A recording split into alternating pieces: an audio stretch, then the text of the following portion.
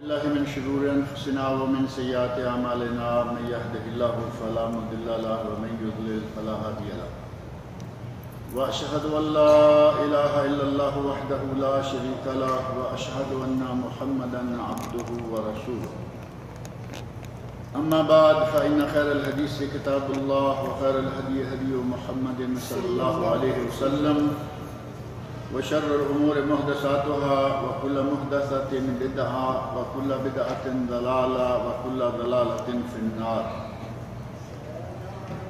رب اشرح لي صدري ويسر لي أمري واحلل عقدة من لساني يفقهوا قولي رب أعوذ بك من همزات الشياطين وأعوذ بك رب أن يحضرون اعوذ باللہ السمیع العلیم من الشیطان الرجیم اولئک الذین نتقبل عنہم احسن ما عملوا ونتجاوز عن سیئاتهم فی اصحاب الجنہ وعد الصدق الذی كانوا يوعدون والذی قال لوالدیہ اف لکما اتعداننی ان اخرج وقد خلت القرون من قبلی وهما يستغيثان الله ويلك آمن إن وعد الله حق فيقول ما هذا إلا أساطير الأولين أولئك الذين حق عليهم القول في قد خلت من قبلهم من الجن والإنس إنهم كانوا خاسرين ولكل درجات مما عملوا وَلِيُوَفِّيَهُمْ أَعْمَالَهُمْ وَهُمْ لَا يُظْلَمُونَ سورۃ الاحقاف کی آیت نمبر 16 آیت 17 18 اور 19 یہ چند آیات میں نے ابھی آپ کے سامنے پڑھی ہیں، اور جیسا کہ آپ کے علم میں ہے کہ پچھلے درس میں وَوَصَّيْنَا الْإِنسَانَ بِوَالِدَيْهِ إِحْسَانًا اس آیت سے اور قرآن کریم کے بعض دیگر مقامات پر جو والدین کے بارے میں اللہ رب العزت نے تاکیدیں فرمائی ہیں ان کے ساتھ حسن سلوک کا حکم دیا ہے، اس کے بارے میں کچھ گفتگو ہوئی تھی، جبکہ ابھی جو میں نے آیت پڑھی ہے اللہ رب العزت نے اس آیت میں ارشاد فرمایا ہے اولئک الذین نتقبل عنہم احسن ما عملوا، یہی وہ لوگ ہیں جو کہ اپنے ماں باپ کی خدمت کرتے ہیں، ان کے ساتھ حسن سلوک سے پیش آتے ہیں، یہی وہ لوگ ہیں جن کے اچھے اعمال کو ہم قبول کرتے ہیں، وَنَتَجَاوَزُ عَنْ سَيِّئَاتِهِمْ اور ان کی کمیاں کوتاہیاں غلطیاں اور ان کے چھوٹے موٹے گناہ ان سے ہم تجاوز کر جاتے ہیں، درگزر کر دیتے ہیں۔ فی اصحاب الجنہ یہ لوگ جنتوں میں ہوں گے، یہ اہل جنت لوگوں میں سے ہو جائیں گے۔ وعد الصدق یہ سچا وعدہ الذی کانوا یوعدون یہ اس سچا وعدہ کے مطابق ہے جو کہ ان سے کیا جاتا رہا۔ اللہ رب العزت نے والدین کے ساتھ حسن سلوک کرنے والوں کا انجام بیان فرما دیا۔ اس دن بعض آیات اور بعض حدیث کے حوالے سے کہ جنت ماں کے پاؤں کے نیچے اور والد جنت کا دروازہ، اس آیت میں اللہ رب العزت نے والدین کی عزت و احترام، خدمت، حسن سلوک اور احسان کرنے والوں کے لیے بہت بڑا اجر، بہت بڑا بدلہ بتایا، اور فرمایا اولئک الذین نتقبل عنہم احسن ما عملوا۔ ایک کام تو یہ کہ والدین کے ساتھ حسن سلوک کرنے والوں کے اچھے اعمال کو ہم قبول کریں گے، ہم قبول کرتے ہیں، ان کی صحیح معنوں میں جو قیمت ہے وہ ادا کی جائے گی۔ اور دوسری بڑی بات یہ کہ اگر ان سے کمیاں کوتاہیاں کچھ گناہ بتقاضۂ بشریت آدمی سے گناہ ہو ہی جاتا ہے، ان کے جو والدین کے ساتھ اس نے سلوک کرنے والے ہیں ان کے گناہوں سے بھی ہم تجاوز کر جائیں گے، انہیں معاف کر دیں گے۔ فی اصحاب الجنہ، اور بالآخر وہ اہل جنت میں سے ہو جائیں گے۔ اللہ ان کی نیکیوں کو قبول کرے گا، یہ بھی مالک کی مرضی کہ وہ قبول کر لے۔ ہم اپنے طور پر نیکیاں کر کے سمجھ بیٹھتے ہیں کہ بس جی ہم تو بڑے نیک ہیں، لیکن سلف صالحین کے بارے میں ایک جملہ بڑا معروف ہے، رمضان میں آپ خاص طور پر سنتے ہیں کہ سلف صالحین یعنی صحابہ، تابعین، تبع تابعین جو ہم سے پہلے نیک لوگ گزر گئے، وہ رمضان کا روزہ رکھنے سے، رمضان آنے سے پہلے عرصہ یہ دعائیں مانگتے ہیں کہ یا اللہ اللہم بلغنا رمضان، اے اللہ ہمیں رمضان کے اس مبارک مہینے تک پہنچا دیں۔ 4-6 مہینے دعائیں مانگتے رہتے ہیں کہ یا اللہ ہمیں رمضان تک پہنچانا، رمضان کے روزے رکھنے کی توفیق دینا اور رمضان کی برکات سمیٹنے کی توفیق عطا فرمانا۔ اور جب رمضان گزر جاتا ہے تو ہم خوشیاں مناتے ہیں کہ جان چھوٹی، ہم جان چھوٹی پہ خوشیاں مناتے ہیں کہ روزے رکھ رکھ کے یہ ہو رہا تھا۔ جو سلف صالحین ہیں وہ رمضان کے گزر جانے پر غمگین ہو جایا کرتے تھے کہ اتنا مبارک مہینہ ہم سے گزر گیا، اور اس مہینے میں جو عبادات سر انجام دی ہوتی تھی ان کی قبولیت کے لیے اب کئی مہینے دعائیں مانگتے رہتے کہ یا اللہ ہم نے رمضان میں جو کچھ کیا ہے اسے اپنے خالصتاً رضا کے لیے قبول فرما لے۔ اللہ رب العزت کسی کے عمل کو قبول فرما لے، یہ بہت بڑی بات، بہت بڑا انعام ہے۔ اور والدین کے ساتھ حسن سلوک کرنے والوں کے بارے میں اللہ نے کہا ہے کہ ہم ان کے عمل کو قبول کریں گے اور ان کے گناہوں کو معاف کریں گے۔ یہ دو بڑے بڑے کام ہو جائیں تو پھر ظاہر ہے کہ آگے نتیجہ سیدھا ہے جنت۔ گناہ معاف ہو جائیں، اچھے عمل قبول ہو جائیں، اللہ نے فرمایا کہ یہ فی اصحاب الجنہ، یہ جنت والوں میں سے ہو جائیں گے۔ وعد الصدق، اور یہ ہمارے اس سچے وعدے کے مطابق ہے الذی کانوا یوعدون، جو ان سے وعدہ دیا جاتا ہے، جو وعدہ ان سے کیا جاتا تھا۔ اللہ رب العزت نے قرآن کریم میں جا بجا یہ وعدہ کیا ہے کہ تم نیک عمل کرو، تم برائیوں سے بچ کے رہو، اللہ اور اللہ کے رسول کی نافرمانیوں سے اجتناب کرو، جنت تمہاری ہے۔ بار بار جو قرآن کریم میں یہ وعدہ ہے، اللہ نے فرمایا کہ اس وعدے کے مطابق جو ان سے کیا جاتا تھا ان کو جنت میں داخل کیا جائے گا۔ اہل ایمان اپنے والدین کے فرما بردار لوگوں کا تذکرہ یہاں اللہ رب العزت نے مکمل فرمایا۔ اب دوسری پارٹی کی بات شروع کر دی جو کہ اپنے والدین کے نافرمان ہیں، جو اپنے والدین کی حکم دولی کرتے ہیں، جو ماں باپ کی مانتے نہیں بلکہ ماں باپ کے خلاف بد زبانی کرتے ہیں، ہاتھ اٹھاتے ہیں، ڈانٹ ڈپٹ کرتے ہیں، مار پیٹ تک آ جاتے ہیں۔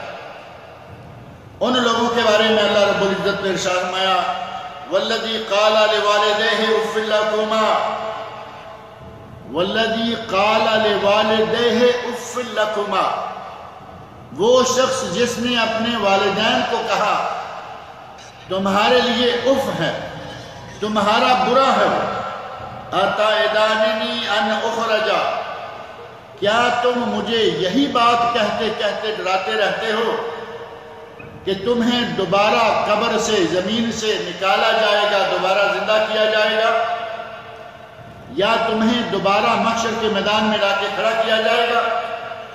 وَقَدْ خَلَتِ الْقُرُونُ مِنْ قَبْلِي، کہتا ہے کہ مجھ سے پہلے کتنی امتیں، مجھ سے پہلے کتنی قومیں، کتنے لوگ گزر گئے ہیں، میں آج تک کسی کو نہیں دیکھ رہا کہ کوئی اٹھا ہو اور دوبارہ دنیا میں آ گیا۔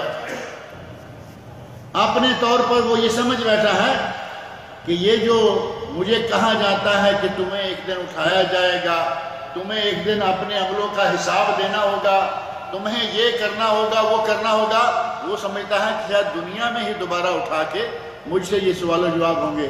کہتا ہے کہ مجھ سے پہلے کتنے لوگ مر گئے، کتنی قومیں آئیں، دنیا میں آئیں اور گئیں، اور ان قوموں میں سے کسی کو آج تک اٹھا کے کھڑا کر کے پوچھا نہیں گیا، مجھے تو بھی یہ کہہ کے ڈراتے رہتے۔ پہلی بات یہ کہ یہ بدبخت وہ انسان ہے الذی قال لوالدیہ اف لکما، اللہ نے صاف لفظوں میں قرآن کریم میں فرمایا کہ اپنے والدین کو اف تک نہ کہو، ولا تقل لہما اف ولا تنہرہما، اپنے ماں باپ کو اپنی زبان سے اف نہ کہو، اپنی زبان سے بلند آواز نکال کے ان کو ڈانٹو ڈپٹو نہیں، ان کو ڈراؤ دھمکاؤ نہیں۔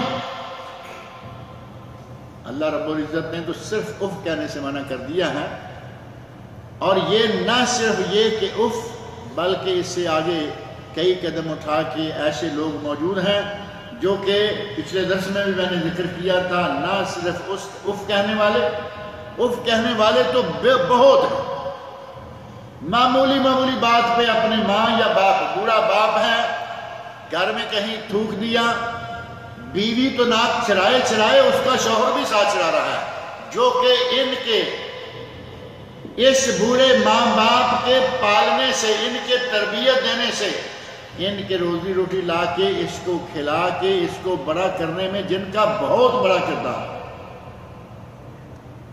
اللہ رب العزت کی توفیق کے بغیر تو کچھ ہوتا نہیں، لیکن ماں نے 9 مہینے پیٹ میں رکھا، اسے جنم دیا، 2 سال دودھ پلایا، اس کو پالا پوسا، اس کی گرمی سردی کا خیال رکھا، اس کی روٹی کا، اس کی پانی کا خیال رکھا، باپ اس کے لاڈ دیکھتا رہا، اور آج جیسے ہی اس نے ہوش سنبھالا، اب یہ گھر کے اندر، جس گھر کا بنانے والا کون ہے؟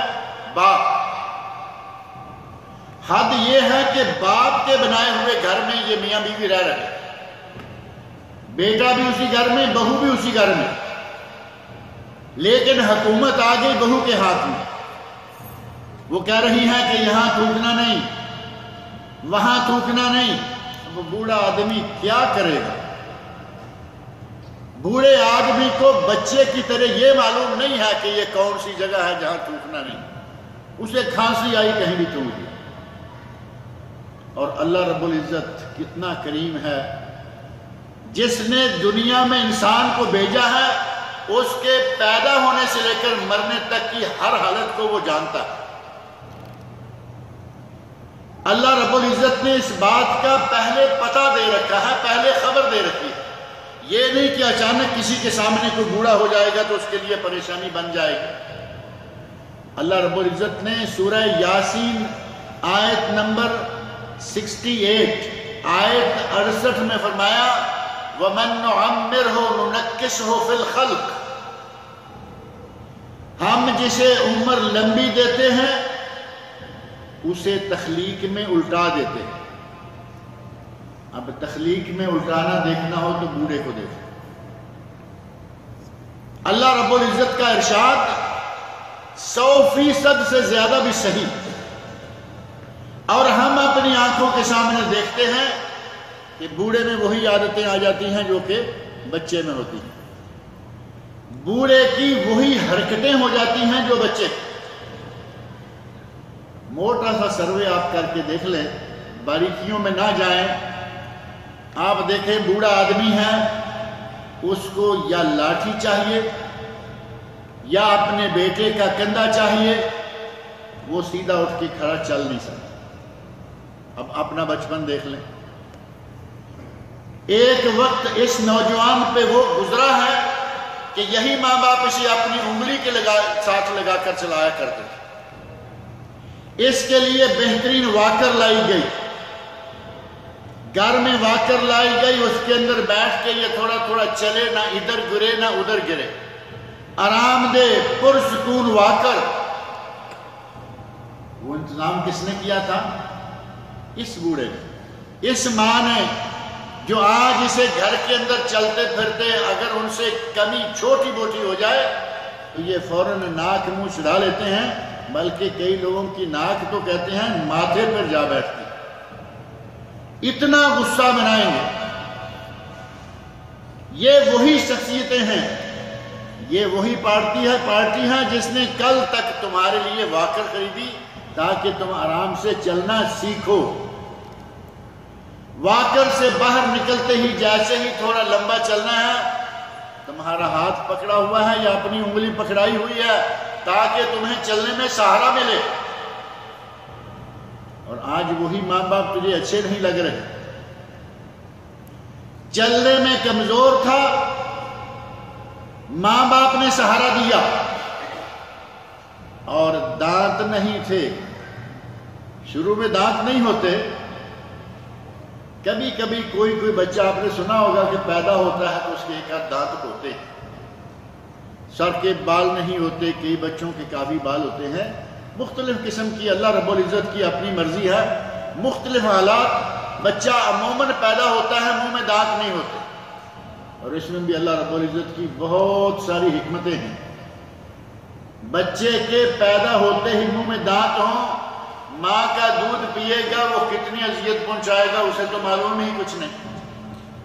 اللہ رب العزت نے شروع میں دانت نہیں دیے، جیسے جیسے اسے باہر کے کھانے کی ضرورت پڑے گی، جیسے جیسے اسے دانے چبانے کی ضرورت پڑے گی، اسے بادام چبانے کی ضرورت پڑے گی، تب تک اس کے دانت تیار ہو چکے ہوں۔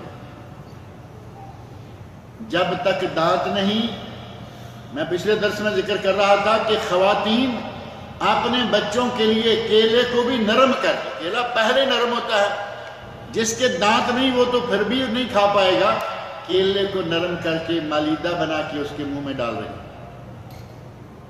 سیب لیا، آدھا کاٹا، باقی کے آدھے حصے سے چمچ کے ساتھ چھوٹا چھوٹا کر کے اس کا مالیدہ بنا کے اس کے منہ میں ڈال رہے ہیں۔ آج باپ بوڑھا ہو گیا، ماں بوڑھی ہو گئی، اس کا جی چاہتا ہے کہ مجھ سے یہ روٹی نہیں کھائی جاتی، مجھ سے یہ فلاں چیز نہیں کھائی جاتی، مجھے تھوڑا باریک کر کے دے دیں، مجھے تھوڑا کوٹ کر دے دیں۔ اور آج کوٹنے کے لیے اللہ رب العزت نے اتنی آسانیاں کر دی ہیں، آپ کو نہ ڈنڈے کی ضرورت ہے، نہ کونڈی کی ضرورت ہے، نہ ہامن کی ضرورت ہے، نہ دستے کی ضرورت ہے، ایک مشین میں ڈالیں، 1 منٹ میں جو چاہیں آپ پیس لیں۔ لیکن بہو کہہ رہی ہے کہ یہ کیا مصیبت ہے ہمارے پاس، اور بہو کہے مصیبت ہے تو شوہر کے کان پہ جوں تک نہ رینگے، اس سے بڑا بدبخت شوہر کون ہوگا؟ بہو تو دوسرے گھر سے آئی، وہ تو مان لیتے ہیں کہ وہ بے ادبی کرے، شوہر بھی بعض ساتھ شامل ہو جاتے ہیں۔ اپنا وقت یاد کریں، تمہارے لیے اس جوڑی نے کتنے انتظامات کیے تھے، اور اللہ رب العزت بتا رہا ہے بچپن سے لے کر جوان ہو کر مختلف مراحل میں ہم قرآن کریم کو موقع بموقع پڑھتے بھی ہیں۔ میں نہیں سمجھتا کہ کسی نوجوان کو یہ معلوم نہ ہو کہ قرآن کریم میں یہ بات آئی ہے وَمَن نُعَمِّرْهُ نُنَكِّسْهُ فِي الْخَلْقِ، ہم جسے لمبی عمر دیتے ہیں اس کی تخلیق کو الٹا دیتے ہیں۔ یہ یقیناً لوگوں کو پتا ہے، قرآن کی آیت یاد ہو نہ ہو، کسی کو حدیث یاد ہو نہ یاد ہو، لیکن عموماً یہ جملہ ہمارے یہاں پنجاب میں دیگر علاقوں میں مشہور ہے، کہتے ہیں کہ بوڑھا اور بچہ ایک برابر ہے یا نہیں؟ یہ کیوں کہا جا رہا ہے؟ قرآن کہہ رہا ہے بوڑھا اور بچہ ایک برابر، بچہ خود سے چل نہیں سکتا، بوڑھا خود سے چل نہیں سکتا، بچہ کوئی چیز چبا نہیں سکتا، بوڑھا کوئی چیز چبا نہیں سکتا۔ بچے کو پیار کی شفقت کی ضرورت ہے اور بوڑھے کو پیار کی شفقت کی ضرورت ہے۔ بچے کا جی چاہتا ہے، آج کل کے ماحول میں ٹافی ہے، چاکلیٹ ہیں، ماں باپ اپنے بچوں کے دانت خراب کر لیں گے لیکن ٹافی چاکلیٹ سے نہیں روکیں گے۔ بچے کا جی چاہ رہا ہے تو کیا ہے؟ اب بچے کا جی چاہ رہا ہے ٹافی کھانے کو، چاکلیٹ کو، اور کسی دن بڑے میاں نے کہہ دیا کہ کوئی ٹافی کو چاکلیٹ، تو آنکھوں میں اشارے کریں گے آپس میں، بڑو کیا مانگ رہا ہے؟ چاکلیٹ مانگ رہا ہے۔ اللہ کے بندو، اسی بزرگ نے جو آج تم سے چاکلیٹ مانگ رہا ہے، پیار میں، شفقت میں کیڑا دانت کھا گیا، لیکن چاکلیٹ تمہارے نہیں روکے۔ ماں باپ کو اکثر یہ معلوم ہے کہ زیادہ میٹھا کھانے سے دانت خراب ہو جاتے ہیں، لیکن بچہ ہے مانگ رہا ہے تو۔ آج بوڑھا مانگ بیٹھا، آج بزرگ والدہ مانگ بیٹھی، تو عجیب سے انداز سے ہنسیں گے آپس میں، میاں بیوی کہیں گے لو دیکھو یہ آج چاکلیٹ مانگ رہے ہیں، یہ ٹافی مانگ رہے ہیں۔ اور بزرگوں کو ایسا کرتے دیکھا گیا کہ بڑی عمر میں انہیں کوئی نہ کوئی میٹھی چیز کھانے کا جی چاہ رہا ہے، کیا کریں گے؟ کہیں پہلے زمانوں میں گڑ ہوتا تھا، گڑ لا کے دو، یہاں گڑ نہیں، اب منہ میٹھا کرنے کے لیے ٹافی چاکلیٹ ہی ہے۔ بچے بھی کھا رہے ہیں، بوڑھا مانگ رہا ہے، اپنے ہی بیٹے کو لا لا کے دے کے ان کا جی نہیں بھرتا، اور بابا جی کو دینے کے لیے ان کے پاس توفیق نہیں رہتی، الٹا مذاق اڑاتے ہیں۔ اللہ رب العزت فرمایا والذی قال لوالدیہ اف لکما، وہ بدبخت انسان جو اپنے ماں باپ کو کہتا ہے کہ تمہارے لیے اف ہے، اف تم یہ کیا کر رہے ہو، اتعداننی ان اخرج، کیا تم لوگ مجھے یہی کہتے رہو گے، یہی کہہ کے ڈراتے رہو گے کہ تجھے نکالا جائے گا، تمہیں اٹھایا جائے گا، تمہیں قبر میں مر کے ڈالے جانے کے بعد دوبارہ کھڑا کیا جائے گا۔ وَقَدْ خَلَتِ الْقُرُونُ مِنْ قَبْلِي، اور مجھ سے پہلے کتنی قرون، قوم میں صدیاں گزر گئیں، لوگ مر گئے، کسی کو اٹھایا نہیں گیا۔ لیکن یہ الفاظ اپنی زبان سے اس نے صرف اس لیے نہیں کہ اس نے حشر، اللہ رب العزت نے تو اس لیے ہم نے اپنے معاشرے میں ایسے لوگوں کو دیکھا، ایسی گستاخیاں بدزبانیاں کرتے سنے ہیں جو معمولی، یہ تو بہت بڑی بات ہے۔ آدمی کو کہا جائے کہ تمہیں مرنے کے بعد اٹھایا جائے گا، اگر وہ ایماندار نہیں، اس سے اس قسم کا کلمہ نکل جائے تو گوارا کیا جا سکتا ہے۔ معمولی باتوں پر گھر کے اندر معمولی سا معاملہ، گھر میں کوئی صفائی ستھرائی کے مسئلے میں تھوک بیٹھا بزرگ یا والدہ، وہاں جھگڑا کھڑا کر دیا اور شور مچا دیا۔ اللہ رب العزت فرما رہے ہیں یہ لوگ جو کہ اپنے والدین کے ساتھ اس قسم کا رویہ رکھتے ہیں، اور خاص طور پر ایسے لوگ اس قسم کے کلمات ان لوگوں کو سننے کے لیے ضرور ملیں گے جن لوگوں نے بچپن سے اپنے ماں باپ سے صحیح تربیت نہیں پائی، وہ کہیں گے، اور وہ والدین سنیں گے جنہوں نے اپنے بچوں کی تربیت اسلام کی طرف نہیں، اسلام کے خطوط پر نہیں، اسلامی رنگ میں نہیں، بلکہ انہوں نے اسے انگریز ہی بنایا ہے، تو بڑے ہو کے انگریز ایسا ہی کرتے ہیں۔ انگریزوں کے ماحول کا تو آپ کو علم ہے نا، بابا بڑا ہو گیا تو اولڈ ہوم، ان کے یہاں تو مستقل اولڈ ہوم بن گئے، اور اب مسلمان ملکوں میں بھی آ گئے۔ بابا بڑا ہو جائے، یہ جہاں چاہے تھوک دیتا ہے، اسے اولڈ ہوم میں چھوڑ کے آ جاؤ، سال کے بعد گئے، ملاقات کر کے آ گئے، عید بڑی آ گئی چلے گئے، چھوٹی آ گئی چلے گئے، اور انگریزوں کے بنائے ہوئے کچھ دن ہیں، مدر ڈے، فادر ڈے، ان 2 دنوں میں چلے گئے، اور پورے سال سے یہ بدبخت کبھی خبر لینے بھی نہیں گیا۔ سال کے بعد ہاتھ میں ایک پھول پکڑا ہوا ہے، کس منہ سے اس انسان کے سامنے جا رہے ہو جس نے تمہیں پالا پوسا، تربیت کی، تمہیں پڑھایا، تمہاری شادی کی، اور شادی کے بعد تم نے ایسی آنکھیں پلٹی کہ ان کے بوڑھا ہوتے ہی اسے اولڈ ہوم میں پہنچا دیا۔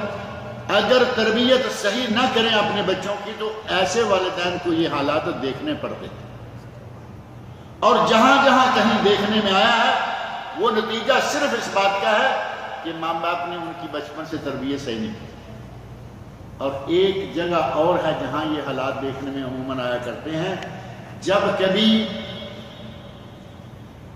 شوہر مسلمان ہے اور اس نے وہ آیت پڑھ لی کہ اہل کتاب کی عورتیں اور اہل کتاب کا کھانا تمہارے لیے حلال ہے، اور کہیں دعا سلام بنا لی کسی کافر لڑکی کے ساتھ جو کہ عیسائی ہے یا یہودی ہے، قرآن کریم کی آیت کا سہارا لیا اور شادی کر، والدین نے روکا نہیں، قرآن میں موجود ہے، دوست احباب نے مشورہ دیا، قرآن کہہ رہا ہے تمہارے لیے حلال ہے، بات مفتی تک گئی، مفتی کیا کہے گا، قرآن کریم میں ہے، قرآن کریم میں ہے کہ اہل کتاب کی عورتیں، لیکن اہل کتاب ہوں، عورت صحیح معنوں میں باعفت اور باعصمت مسلمان لڑکیوں کی طرح ہو، اور یہ نکاح جائز شرعی طریقہ سے کیا جائے، یہ انداز نہیں کہ ایسے ہی دوستی بنائی، آشنائی بنائی اور اس کے بعد نکاح کر لیا، یہ رنگ نہیں، بلکہ باقاعدگی کے ساتھ باعصمت لڑکی ہو اور جائز اسلامی طریقہ کے ساتھ اس سے نکاح کرے، کوئی حرج نہیں، لیکن حضرت عمر فاروق رضی اللہ عنہ نے اس سے بھی منع کر دیا، اور کیوں منع کیا تھا؟ یہی بات، کہاں تمہاری مسلمان بہو بیٹیاں بیٹھی رہ جائیں گی، اور ایک یہ نتیجہ جو ہم ذکر کر رہے ہیں کہ اگر بچوں کی صحیح تربیت نہ کریں تو یہ دن دیکھنے پڑتے ہیں، یہی معاملہ ان لوگوں کو بھی دیکھنا پڑتا ہے جن کی اولاد کافر بیوی سے ہو، کافر جو عیسائی ہے یا یہودی ہے، یہ ماں باپ کہہ رہے ہیں کہ ایمان لے آؤ اور بچہ کہہ رہا ہے کہ میں نہیں لاتا، یہ کہتے ہیں کہ مرنے کے بعد تمہیں اٹھایا جائے گا، یہ کہتا ہے کہ میں نے آج تک کسی کو اٹھتے ہوئے نہیں دیکھا، اور اگر بیوی مسلمان نہ ہو تو کبھی ایسا بھی آپ نے دیکھا ہے کہ 2 بچے مسجد میں جا رہے ہیں، 2 چرچ میں، 2 بچے مسلمان ہیں، 2 بچے عیسائی ہیں، اپنی نسل کو خراب کر لیا صرف اس لیے کہ میں نے لو میرج کی ہے، والدین کی مرضی کے خلاف، معاشرے کی مرضی کے خلاف، اپنی جوانی کے جوش میں آ کر کچھ نہ کچھ کر لیا، اور بہت سارے ایسے رشتوں کے بارے میں خبر ملتی رہتی ہے کہ رشتہ تب کیا، نکاح تب کیا جب لڑکی پریگننٹ ہو چکی ہے،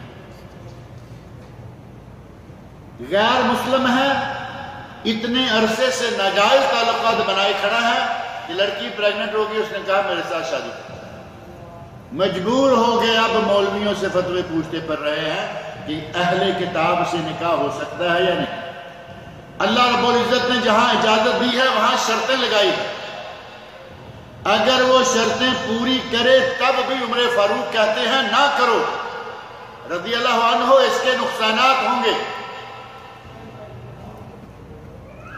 آپ کے سامنے بڑی بڑی مثالیں نقصانات کی موجود ہیں، ماں باپ مسلمان ہیں، باپ مسلمان ہے، ماں اہل کتاب سے ہے، بیٹا اہل کتاب سے ہو گیا، اور ڈکی چھپی مثالیں آج نہیں رہی، آج تو آپ کے سامنے بڑی بڑی انٹرنیشنل فیم کی شخصیات، عالمی شخصیات، عالمی سیاست میں معروف لوگ، ماں عیسائی، باپ مسلمان، بیٹا بھی عیسائی ہو گیا۔ وہ یاد پڑتی ہے شخصیت ایسی کہ نہیں؟ پھر سے کہیے،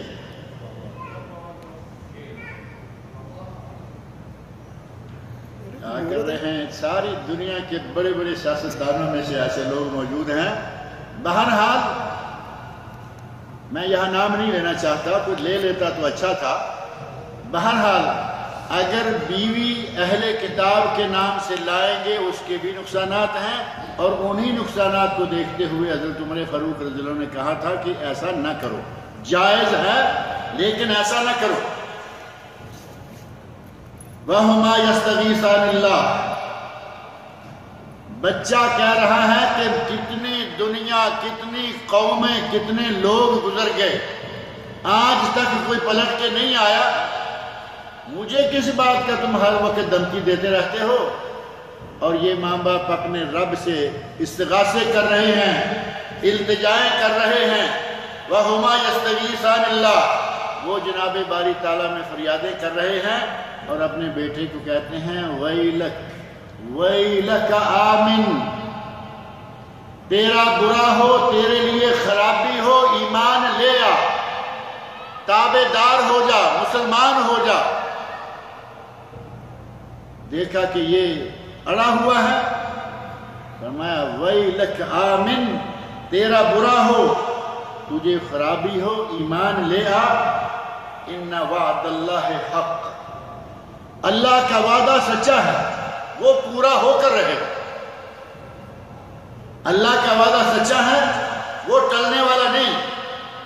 فَيَقُولُ مَا هَذَا إِلَّا أَسَاطِيرُ الْأَوَّلِينَ، کہتا ہے کہ یہ پرانی باتیں، پرانے افسانے، پرانے قصے۔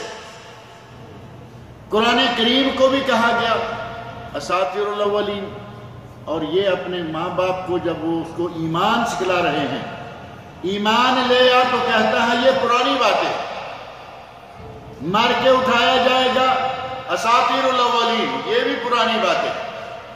اللہ رب العزت نے فرمایا ان وعد اللہ حق، اللہ کا وعدہ حق ہے اور وہ پورا ہو کر رہے گا۔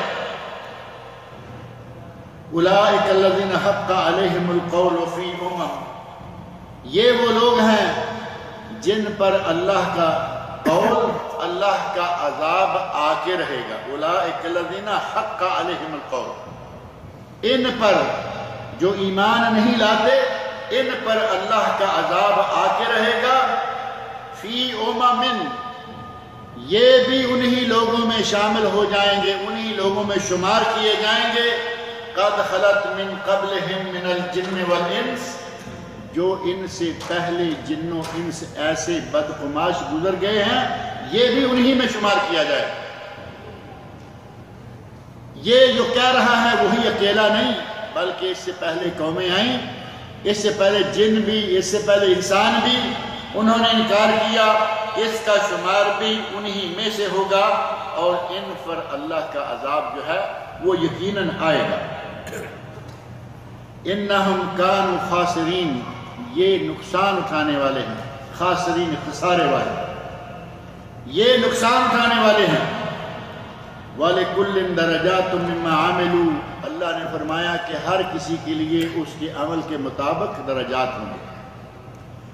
اگر کسی نے اچھے عمل کیے جنت میں اعلیٰ درجات پائے گا، اور اگر کسی نے برے عمل کیے تو جہنم میں برے درجات پائے گا۔ جنت میں اعلیٰ درجات اور جہنم میں برے درجات۔ کافر بھی جہنم میں ہوگا، منافق بھی جہنم میں ہوگا، لیکن منافق کے بارے میں کیا فرمایا؟ ان المنافقین فی الدرک الاسفل من النار، منافق جہنم کے سب سے گہرے گڑھے میں ہو۔ فرمایا دونوں کے لیے ان کے عمل کے مطابق درجات ہوں گے۔ جو نیک ہیں، اللہ کی ذات پر ایمان رکھتے ہیں، اللہ اور اللہ کے رسول کے احکام پر عمل کرتے ہیں، اپنے والدین کے ساتھ حسن سلوک سے پیش آتے ہیں، ان کو اللہ رب العزت جنتیں دے گا، اور جنت میں بھی بڑے اعلیٰ درجات ملیں گے۔ اس کے برعکس جو ایمان نہیں لاتے، ایمان لاتے ہیں تو اپنے ماں باپ کی خدمت نہیں کرتے۔ اللہ رب العزت نے فرمایا کہ اللہ نے فیصلہ کیا ہے عبادت اللہ کی اور حسن سلوک کس سے؟ ماں باپ سے۔ وَبِالْوَالِدَيْنِ احسانًا، نہ اللہ کی عبادت کریں، نہ اپنے والدین کے ساتھ حسن سلوک سے پیش آئیں، تو فرمایا ان کو ان کے عملوں کے برابر ان کا درجہ ہوگا۔ وَلَيُوَفِّيَهُمْ أَعْمَالَهُمْ، اللہ رب العزت ہر قسم کو اس کے اعمال، ہر کسی کو اس کے اعمال کے مطابق درجہ دے۔ وَهُمْ لَا يُظْلَمُونَ، اور ان پر کوئی ظلم نہیں کیا جائے۔ ایک آدمی نیک عمل کرے اور اسے اس کی صحیح جزا نہ ملے تو یہ ظلم ہے۔ اس نے ساری عمر نیکیاں کی، ساری عمر اس نے عیاشی میں گزارنے کی بجائے اللہ کی اطاعت میں گزاری، بہت سارے کھل کھلا کے چلنے والوں کی بجائے بچ بچا کے وہ دین کے راستے پہ چلتا ہوا آیا، اسے بھی وہی ملے جو ایک آوارہ عیاشیوں، فحاشیوں اور بدماشیوں کے ساتھ جو زندگی گزار کے آئے، اس کو بھی وہی ملے، تو یہ تو ظلم ہو گیا۔ اللہ رب العزت فرما رہے ہیں کہ وہاں وَهُمْ لَا يُظْلَمُونَ، کسی پر ظلم نہیں کیا جائے گا، دونوں کو ان کے عمل کے برابر درجہ دیا جائے گا۔ ایک آدمی برائی کرتا آیا ہے، اگر اسے سزا نہ ملے تو یہ بھی ظلم ہے۔ ظلم دونوں طرف، نیکیاں کرے اسے اس کا اجر نہ ملے ظلم، اور برائیاں کرے اس کی سزا نہ ملے ظلم۔ اللہ رب العزت کسی پہ ظلم نہیں کرے گا، جو برائیاں کرے گا اس کو برا بدلہ ملے گا، دیا جائے گا، جو نیکیاں کرے گا اسے اچھا بدلہ ملے گا اور یقیناً دیا جائے گا۔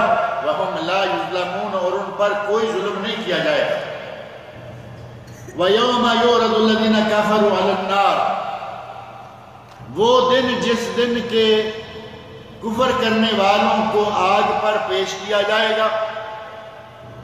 جنہوں نے کفر کیا ان کو جہنم پر پیش کیا جائے گا، اور انہیں کہا جائے گا اذهبتم طیباتکم فی حیاتکم الدنیا واستمتعتم بها، تم نے دنیا میں مزے کر لیے، جہنم کے کنارے پر کھڑے کر کر انہیں جہنم پر پیش کر کے یا آگ کو ان پر پیش کر کے کہا جائے گا اذهبتم طیباتکم فی حیاتکم الدنیا، تم نے اپنی نیکیاں دنیا کی زندگی میں برباد کر لی، تم نے عیاشیوں میں اپنے نیکیوں کا کباڑہ کر لیا، تم نے اپنی من مانی میں زندگی گزار کر نیکیاں ختم کر لی، واستمتعتم بها، اور تم نے دنیا میں ہی اللہ کی نعمتوں سے فائدہ جو اٹھانا تھا اٹھا لیا۔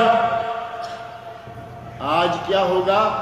فَالْيَوْمَ تُجْزَوْنَ عَذَابَ الْهُونِ، آج تمہیں ذلت کا عذاب دیا جائے گا۔ ذلت کا عذاب کیوں دیا جائے گا؟ بِمَا كُنْتُمْ تَسْتَكْبِرُونَ فِي الْأَرْضِ، بِمَا كُنْتُمْ تَسْتَكْبِرُونَ فِي الْأَرْضِ بِغَيْرِ الْحَقِّ، تم ناحق زمین میں تکبر کرتے تھے۔ دنیا میں زمین میں چلتے ہوئے جب انسان سمجھتا ہے کہ ہم جیسا تو کوئی اور ہے ہی نہیں، یہ تو ویسے ہر کوئی سمجھتا ہے نا، کہتے ہیں کہ جسے ماں نے پیدا کیا وہ کہتا ہے میرے جیسا دنیا میں کوئی ہے ہی، ماں کے لیے تو واقعی اس جیسا دنیا میں کوئی نہیں، اس کا بیٹا ہے۔ لیکن اگر کوئی یہ سمجھ بیٹھے کہ میرا حسن، میرا قد کاٹ، میری دولت، میری جائیداد، اور گردن کو اکھڑا کے چلے، زمین پر پاؤں ٹھک سے مار کے چلے، تکبر کی حالت میں رہے، اپنے مال کا، حسن کا، جوانی کا تکبر، کسی کو، دوسرے آدمی کو انسان نہ سمجھے، متکبر جو ہے وہ دوسرے انسان کو انسان نہیں سمجھتا۔ اللہ نے فرمایا دنیا میں اس نے تکبر کیا، کسی دوسرے کو اچھا نہیں سمجھا، دوسروں کو اپنے مقابلے میں یہ ذلیل سمجھتا تھا۔ آج اس کا انجام کیا ہوگا؟ آج یہ ساری دنیا کے سامنے ذلیل کیا جائے گا اور عذاب دیا جائے گا۔ فرمایا فَالْيَوْمَ تُجْزَوْنَ عَذَابَ الْهُونِ، آج انہیں ذلت کا عذاب دیا جائے گا، ذلت کے عذاب کی جزا، اسے ذلت کے عذاب کی سزا دی جائے گی۔ بِمَا كُنْتُمْ تَسْتَكْبِرُونَ فِي الْأَرْضِ بِغَيْرِ الْحَقِّ، اس وجہ سے کہ تم زمین میں ناحق تکبر کرتے پھرتے تھے۔ وَبِمَا كُنْتُمْ تَفْسُقُونَ، اور تم دنیا میں رہتے ہوئے اپنی زندگی میں حکم عدولیاں کرتے تھے، اللہ کی نافرمانیاں کرتے تھے، فسق و فجور کیا کرتے تھے۔ آگے اللہ رب العزت نے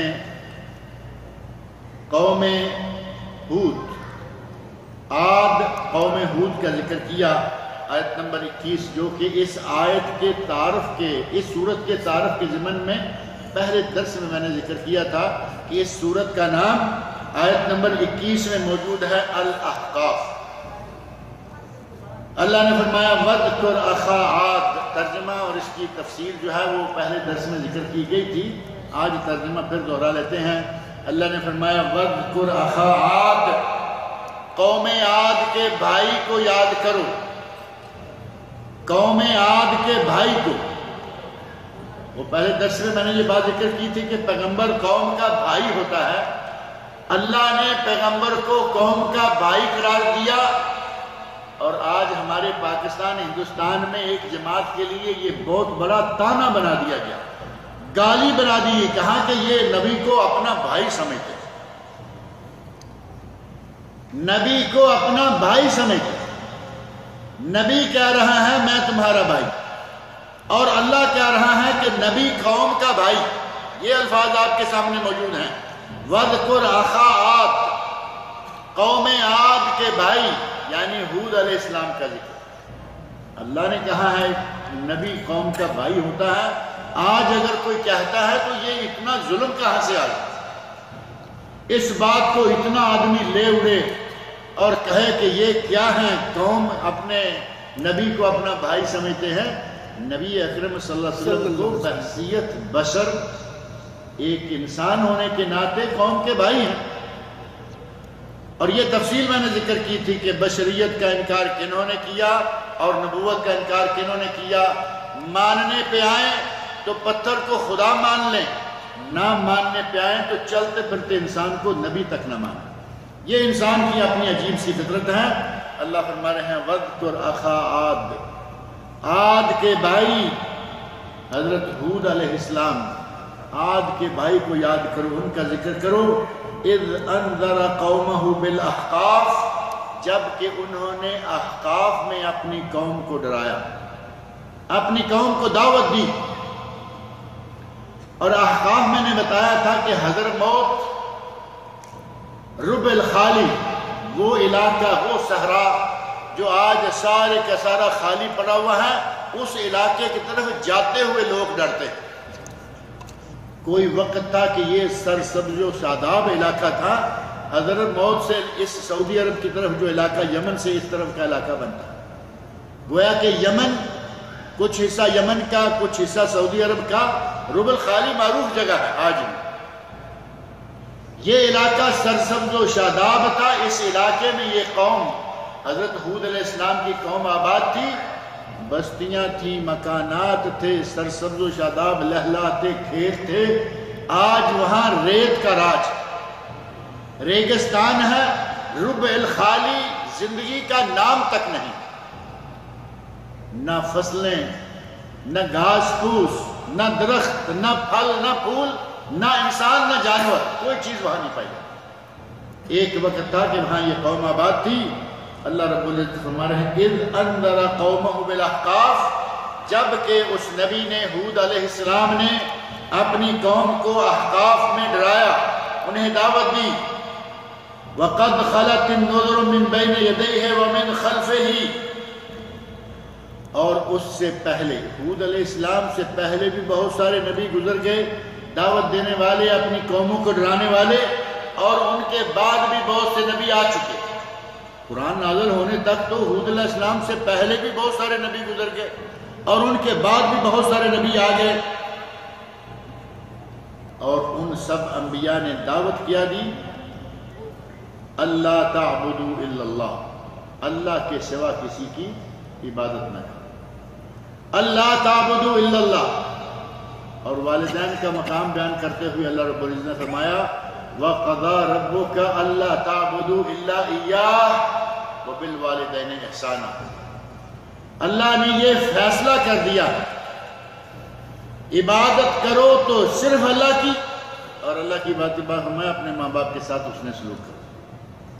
یہاں بھی نہ صرف اس نبی کی، ہود علیہ السلام کی، بلکہ ان سے پہلے گزرے ہوئے اور ان کے بعد آنے والے تمام انبیاء کی، اور یہ ایک جگہ نہیں، اللہ نے قرآن کریم میں متعدد نبیوں کے نام لے کر نام بنام کہا کہ انہوں نے یہی دعوت دی کہ اللہ کے سوا کوئی عبادت کے لائق نہیں۔ ہر نبی کی عبادت کا بنیادی اور مرکزی نقطہ یہی ہے کہ اللہ کے سوا عبادت کے لائق کوئی نہیں ہے۔ اور اس نبی نے، ہود علیہ السلام نے کہا انی اخاف علیکم عذاب یوم عظیم، میں اس عظیم دن کے عذاب سے جو تمہیں ہو جائے، میں اس عذاب سے ڈر رہا ہوں جو تمہارے لیے اس عظیم دن میں رکھا ہوا ہے۔ انی اخاف علیکم، میں تم پر ڈرتا ہوں، کس چیز سے؟ عذاب یوم عظیم، جو کہ بہت بڑا دن، قیامت کا دن، ہولناکیوں والا، انتہائی خوفناک دن، انتہائی لمبا دن۔ اور اس ایک دن کی، عظیم دن کی لمبائی کتنی ہے؟ 50,000 سنہ، 50,000 سال۔ جو آج کے ہمارے سال ہیں، یہ 50,000 سال ہوں تو قیامت کا ایک دن بنتا ہے، محشر کا ایک دن بنتا ہے۔ فرما رہے ہیں کہ میں تمہیں اس عظیم دن سے، اس عظیم دن کے عذاب سے میں تم پر ڈرتا ہوں۔ قوم نے کیا جواب دیا؟ قالوا اجئتنا لتعفکنا عن آلہتنا، کیا تو اس لیے آیا ہے کہ ہمارے خداؤں سے ہمیں موڑ کر ایک؟ قرآن کریم میں قوموں نے یہ بات کہی کہ کیا یہ ہمیں ہمارے خداؤں کو چھڑا کر ایک خدا کی عبادت پہ لگانا چاہتا ہے؟ اجعل الآلہۃ الہا واحدا، کئی خداؤں کو، ان کے تو ہر طرح کی خدا موجود ہیں، بارش کا خدا ہے، بیٹے دینے کا خدا ہے، فلاں کام کا الگ، طرح طرح کے خدا۔ بیت اللہ شریف میں 360 بت، مکہ والوں کے خدا ہی تھے نا سارے، ہر کام کا الگ خدا۔ اور آج کل ہمارے مسلمانوں نے بھی الگ الگ کاموں کے الگ الگ مزار اور دربار تیار کر رکھے۔ کوئی بیماریوں کی شفا کے لیے ہے، کوئی اولاد دینے کے لیے مشہور ہے۔ بیماریوں کی شفا کے حوالے سے ہمارے علاقے میں، سیالکوٹ کے علاقے میں، بارڈر کی سائیڈ میں کوئی سرکار ہیں، وہ زیادہ تو نہیں، ایک بیماری کے اسپیشلسٹ ہیں، اور وہ بیماری خارش۔ کہتے ہیں کہ جو آدمی اس سرکار کے ساتھ تھوڑا سا پانی نکل رہا ہے، جو اس پانی میں غسل کر لے اس کے جسم میں خارش نہیں رہتی۔ یہ خارش اسپیشلسٹ ہے۔ کوئی بیٹا دینے کا اسپیشلسٹ ہے، کوئی نوکریاں دلانے کا اسپیشلسٹ ہے، کوئی کسی طرح کا اسپیشلسٹ ہے۔ انہوں نے 360 رکھے، انہوں نے بے شمار رکھے ہوئے۔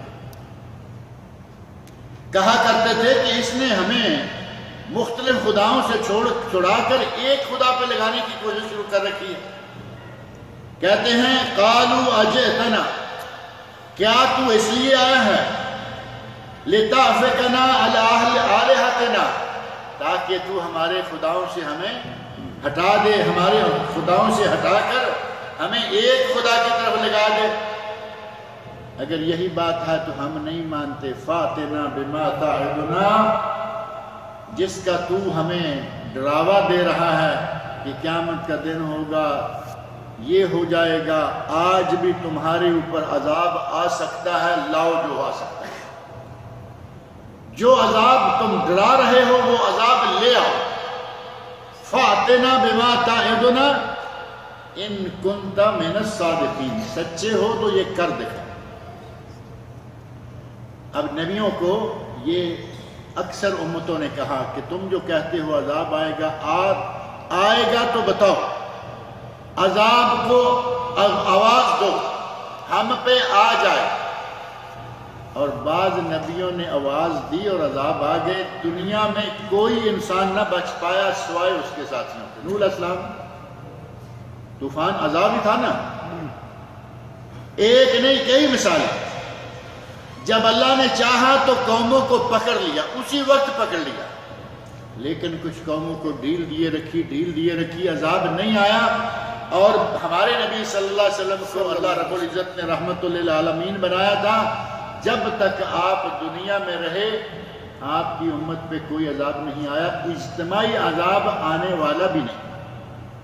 پوری قوم نوح علیہ السلام کی قوم کی طرح سارے ظالموں کو غرق کر دیا جائے، نبی صلی اللہ علیہ وسلم کی امت پہ یہ عذاب ایسا نہیں آئے گا، نہ آیا۔ وہ کہتے ہیں اگر تو سچا ہے تو عذاب لے آ، قال انما العلم عند اللہ، نبی کہتا ہے کہ یہ علم تو اللہ کے پاس ہے کہ تمہیں عذاب دنیا کی زندگی میں ہی گھیر لے گا یا آخرت میں ہوگا۔ عذاب کا وعدہ اللہ کا ہے، وہ برحق ہے، عذاب آئے گا، تمہیں عذاب دیا جائے گا، لیکن دنیا میں ہوگا یا آخرت میں، جلدی آ جائے گا یا بدیر، یہ میں نہیں جانتا۔ انما العلم عند اللہ، اس کا علم اللہ کے پاس ہے۔ وَأُبَلِّغُكُم مَّا أُرْسِلْتُ بِهِ، مجھے تو جو اللہ نے پیغام دیا ہے میں وہ تمہیں پہنچا رہا ہوں، میں تو رسالت کی تبلیغ کر رہا ہوں، جو پیغام اللہ کا ہے وہ تم تک پہنچا رہا ہوں۔ وَلَكِنِّي أَرَاكُمْ قَوْمًا تَجْهَلُونَ، لیکن میں دیکھ رہا ہوں کہ تم لوگ نادان قوم، تم لوگ جاہل قوم، تم سمجھ نہیں رہے بلکہ الٹا کہہ رہے ہو کہ آواز دو عذاب کو، جو ہونا ہے ہمارے ساتھ ہو جائے۔ نبی کہہ رہا ہے کہ میں دیکھ رہا ہوں کہ تم جاہل یا نادان قوم ہو۔ آگے ان پہ عذاب آنے کا آغاز ہوا، عذاب کے آثار نظر آنے لگے، انہوں نے کیا انداز اختیار کیا، اس کا تذکرہ انشاءاللہ العزیز اگلے درس میں کریں گے۔ اللہ رب العزت مجھے اور آپ سب لوگوں کو قرآن کریم پڑھنے، سننے، سمجھنے اور اس کے احکام پر عمل کرنے کی توفیق عطا فرمائے۔ آمین۔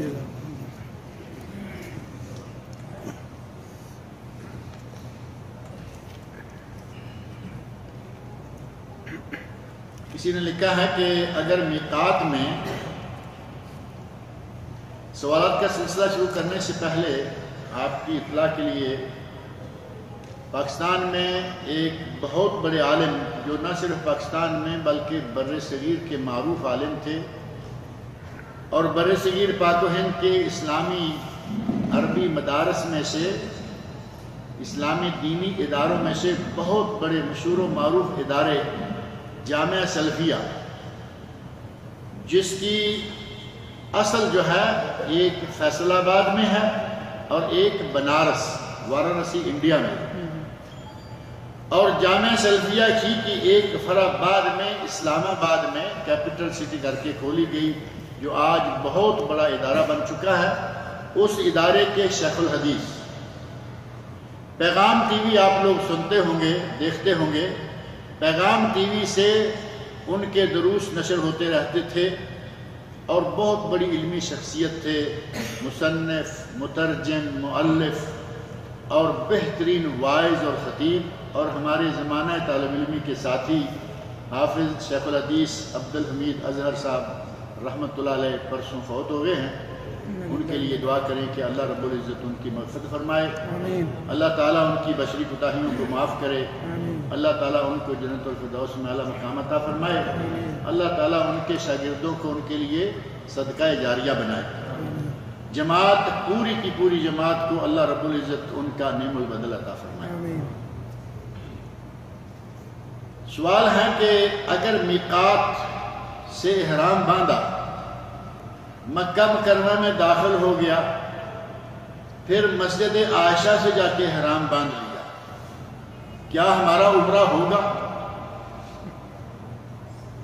لوگ کسی ایک جگہ سے باندھتے ہیں کہ چلو جی ہم میقات سے گزر جاتے ہیں، آرام سے جا کے اندر باندھیں گے، دم تو پڑے گا، لیکن کوئی نہ کوئی اسباب ہوتے ہیں، اندر چلے گا، بھول کے چلا گیا، واپس نہیں جاتا کیونکہ پتہ ہے کہ تاج والے پکڑ کے بٹھا لیں گے، تصریح ہے نہیں، اندر سے احرام۔ یہ صاحب میقات سے باندھ کے گئے، پھر مسجد عائشہ جا چلے۔ مسجد عائشہ کا نام سن کے ایسے آدمی کو جیسے دورہ پڑتا ہے کہ وہاں ضرور ہی جا کے احرام باندھنا ہے۔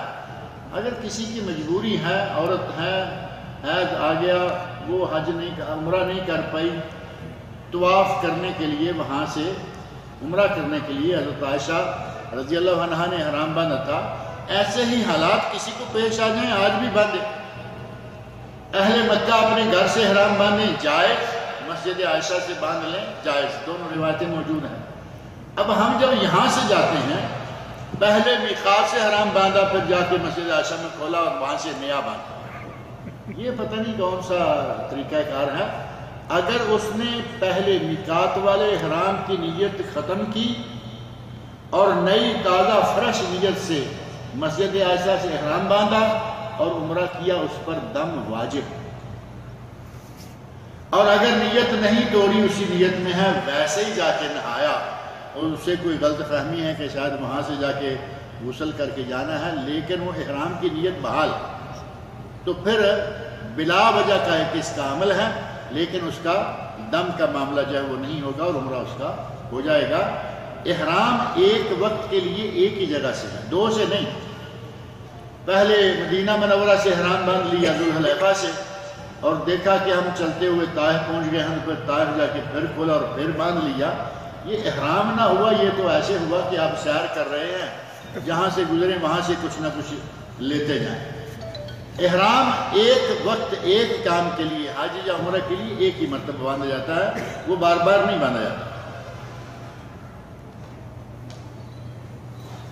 عمرہ کیا، پھر گھر لوٹ گئے، اور طواف وداع کرنا کیا ضروری ہے؟ گھر لوٹتے وقت کیا طواف وداع؟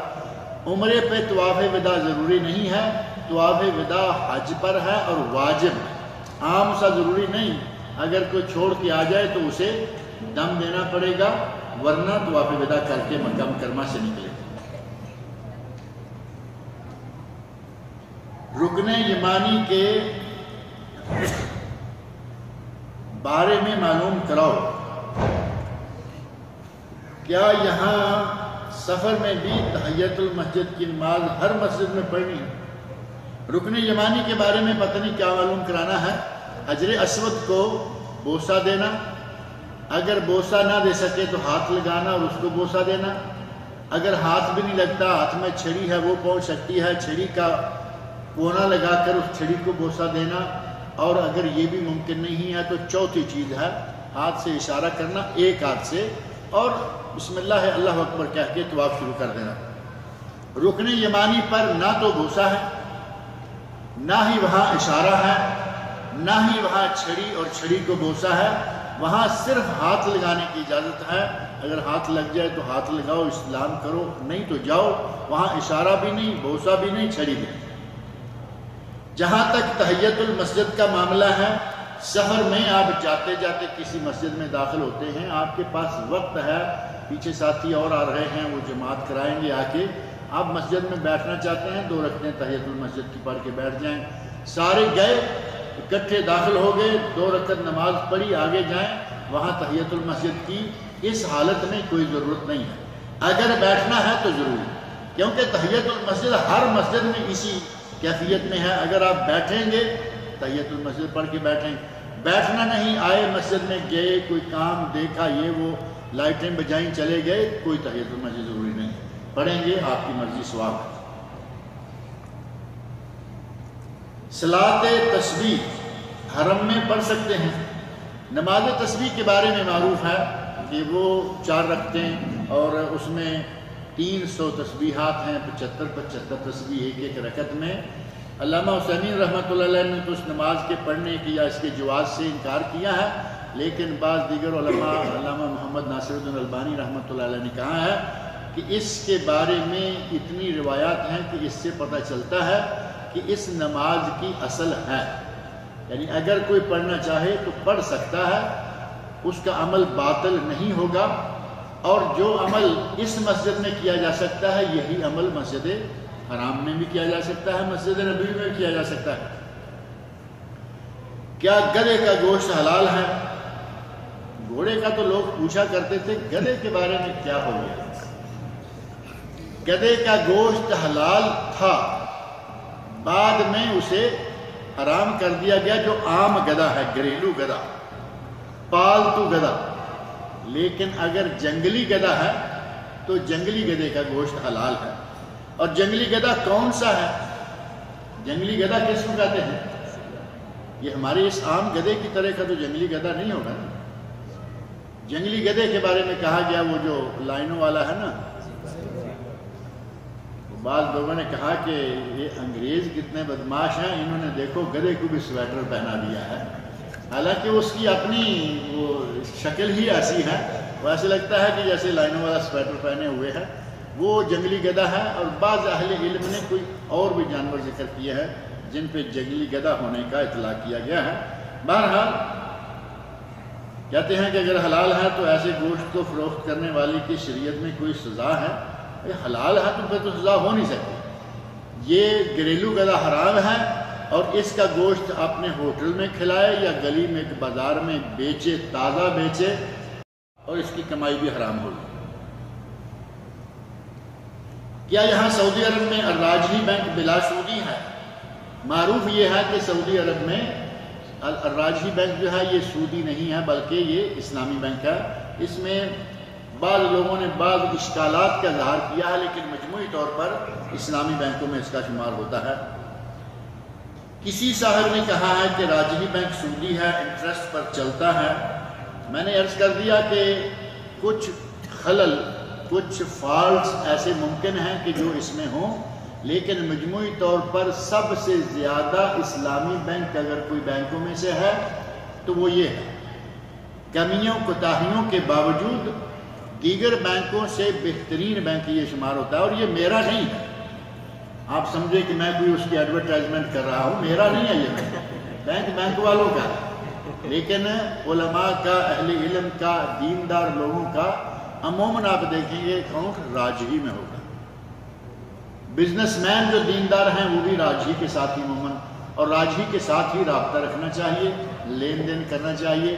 اس کے علاوہ بینک البلاد، بینک الانماء اور البینک الاسلامی، راجحی شامل کر کے 4 بینک مشہور ہیں کہ یہ اسلامی بینک ہیں۔ اسلامی بینک یعنی غیر سودی، اور دوسرے سودی۔ اللہ رب العزت سود سے ہمیں بچائے، محفوظ رکھے۔ اللہ رب العزت مجھے اور آپ سب لوگوں کو نیک عمل کی توفیق دے۔